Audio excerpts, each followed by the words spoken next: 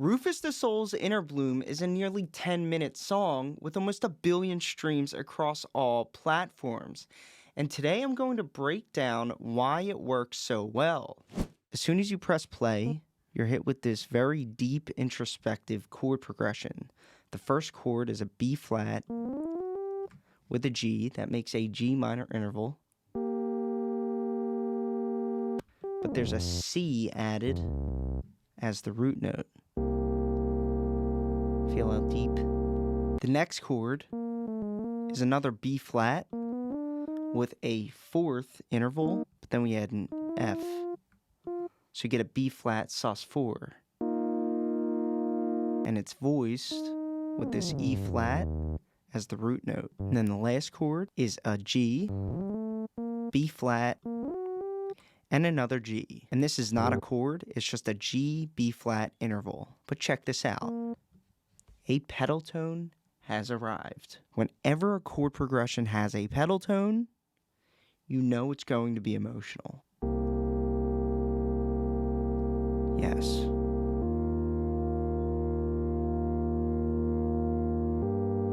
That's so good. That's Inner Bloom. Now these chords aren't just 8 bars long, they're actually 16. And on the second half, this last chord changes to a very resolute B flat, D, and B flat. So again, it's not a chord. It's just a B flat and G interval. Listen how resolute this chord is.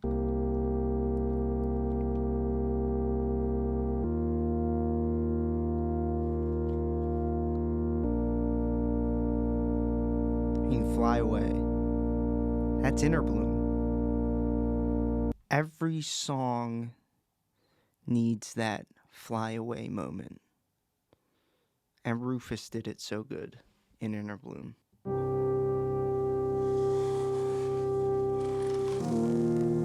I was relentlessly trying to figure out how to make that synth. And I didn't get it, but check this out. I was stuck between a single unison synth sound with a filter on it,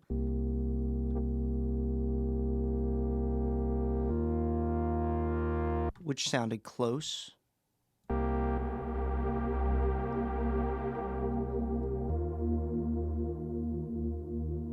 but it also could have been something like this. But when I was remaking this, I thought the single unison synth with some reverb on it sounded closer to the original.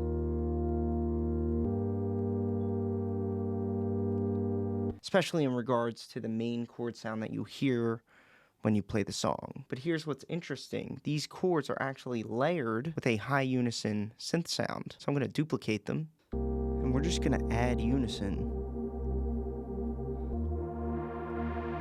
Show a bit more of the higher frequencies. And these just very subtly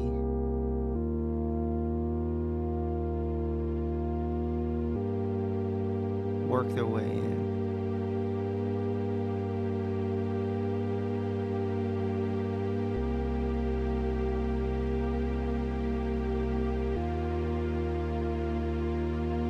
And we fly away.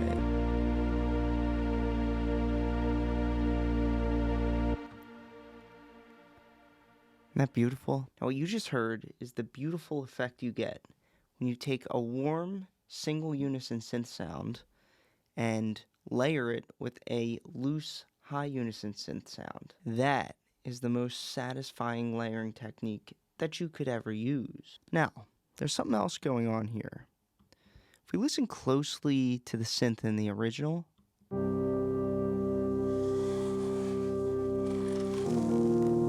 there's a little bit of detuning on it, a little bit of dropping out, almost like there's an effect on it to make it sound like a vintage vinyl record player. Actually, most of the sounds in this song sound like they have some sort of effect like that on it. I have a plugin called Retro Color that provides a similar effect, but there are tons of tools out there that do something similar. Here's the original chords. Now with no effect,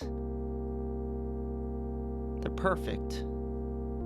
But if we crank up our effect,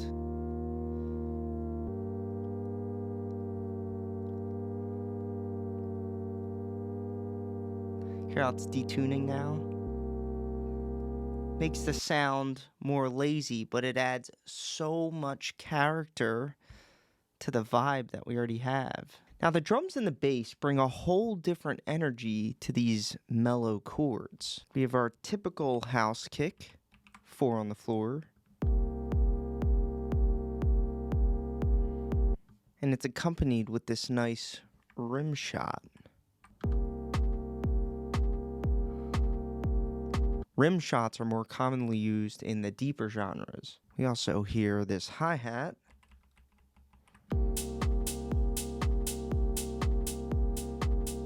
But every other hi-hat has an extra hit like this.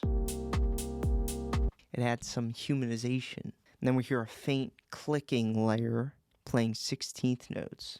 And I don't know how they made those sounds. But if we take a 16th note rhythm like this and add an LFO style tool like this, playing at a rate of 16th notes, we can make it just focus on the clicks. And usually that's close enough. Sounds pretty good. Now, when the drums come in, they're accompanied with a little bass pluck. This bass pluck is what officially turns this very mellow beat into a dance beat. Check this out. The bass notes will follow the same notes as the bottom of these chords between the kicks.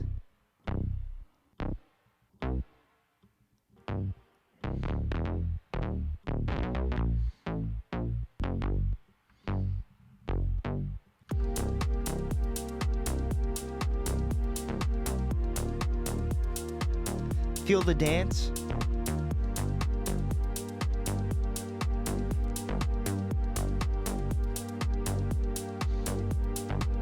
What I think makes Inner Bloom so special is that when you listen to it, it's very emotional, it's very melodic, it's very deep. It's easy to forget that it really is a dance beat.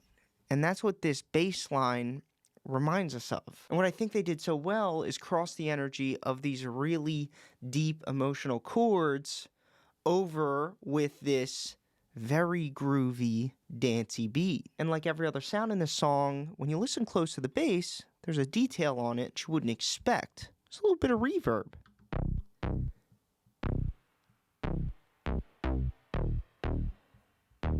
That's cool.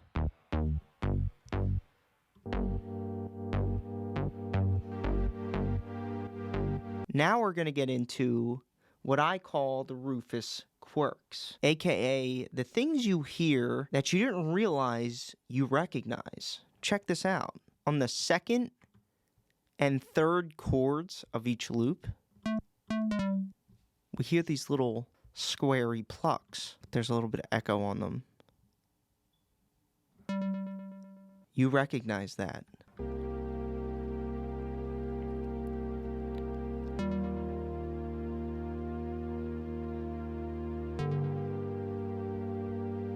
I think in the original, toms are making that sound. Toms with a little bit of echo on them. But close is close enough.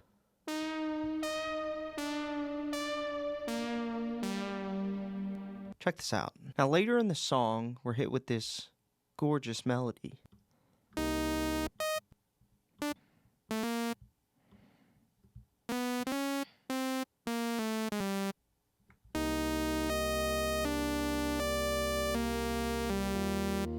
Now let's design the sound. It's definitely a saw, and it's definitely envelope controlled. So we're going to take the envelope and wrap the cutoff knob with it, which means this envelope is going to open and close this cutoff knob at such a high rate of speed that it shapes our saw wave into whatever shape we tell it to with these knobs.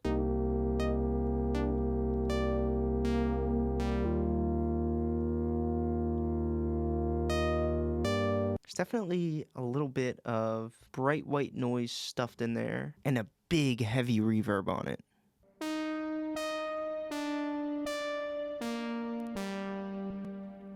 But we have to Rufus the sound, don't forget. I'm just going to take the LFO and modulate the fine tune macro.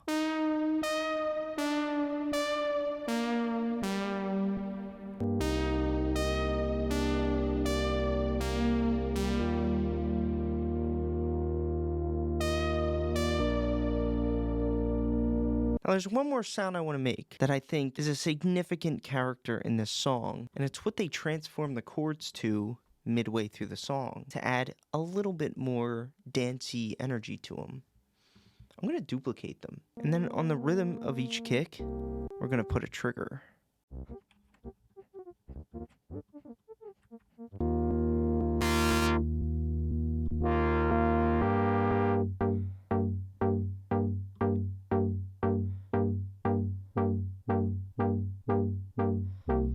Something like that.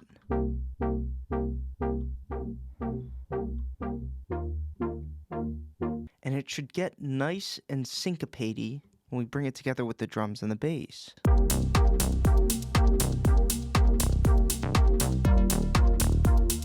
See, now it's a dance beat.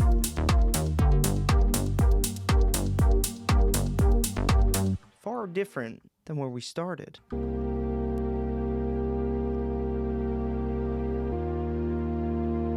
And that's composition. That's why Inner Bloom is so magical. This is where we started. Anyway, that's why I think Inner Bloom is one of the greatest songs of all time. That's a video for you. I hope you enjoyed it. If you would like to work with me one-on-one so I could show you how to be a great producer, I have resources at the top of my description below this video. Check them out and stay tuned for the next video lesson.